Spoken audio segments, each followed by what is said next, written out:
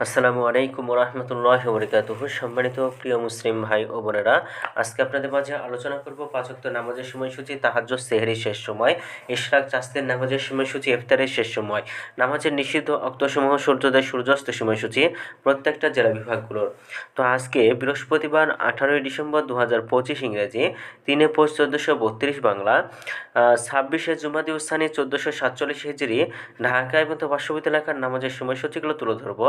তারপরে অন্যান্য জেলা বিভাগগুলোর নামাজের সময়সূচি তুলে ধরবো। যেখানে ভিডিও দিচ্ছেন কমেন্ট করে জানাবেন। আজকে ঢাকার মধ্যে পার্শ্ববর্তী এলাকার ফজরের নামাজের রক্ত শুরু হবে 5টা 15 মিনিটে, শেষ হবে 6টা 33 মিনিটে। জোহরের নামাজের রক্ত শুরু হবে 11টা 58 মিনিটে, শেষ হবে 3টা 37 মিনিটে।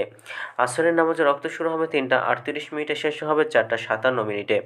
মাগরিবের নামাজের রক্ত শুরু হবে 5টা 18 মিনিটে, শেষ হবে 6টা 36 মিনিটে। এশার নামাজের রক্ত শুরু হবে 6টা 37 মিনিটে, এশার নামাজের রক্ত শেষ হবে 5টা 9 মিনিটে। আজকে ঢাকা মধ্যে পার্শ্ববর্তী এলাকার তাহাজ্জুদ এবং সেহরি শেষ সময় হলো 5টা 9 মিনিটে, আর আজকের ইফতারের সময় সন্ধ্যা 5টা 18 মিনিটে।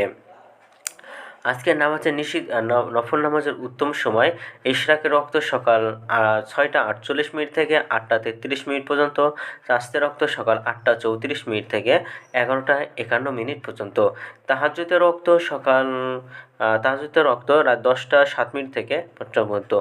যেমন নামাজের নিষিদ্ধ অক্ত হলো 3টার সময়, সকালে 6টা 34 মিনিট থেকে 6টা 47 মিনিট পর্যন্ত, দুপুরে 11টা 52 মিনিট থেকে 11টা 57 মিনিট পর্যন্ত, এবং সন্ধ্যায় 4টা 58 মিনিট থেকে 5টা 14 মিনিট পর্যন্ত।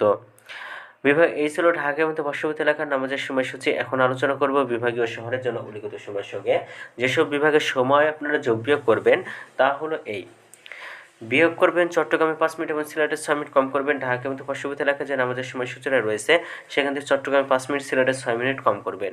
যোগ করবেন খুলনাতে 3 মিনিট, রাজশাহীতে 7 মিনিট, রংপুর 8 মিনিট, বরিশালে 1 মিনিট বেশি করবেন। ঢাকার মধ্যে পার্শ্ববর্তী এলাকায় যে নামাজের সময়সূচিটা রয়েছে সেখান থেকে। তো আজকের ভিডিওটি এই পর্যন্ত ছিল। আর এই সূত্রকে নিয়ে ইসলামিক ফাউন্ডেশন থেকে ভিডিওটি ভালো লাগলে অবশ্যই চ্যানেলটি সাবস্ক্রাইব করে পাশে থাকবেন। ধন্যবাদ সকলকে। আসসালামু আলাইকুম রহমতুল্লাহি ওয়া বারাকাতুহু।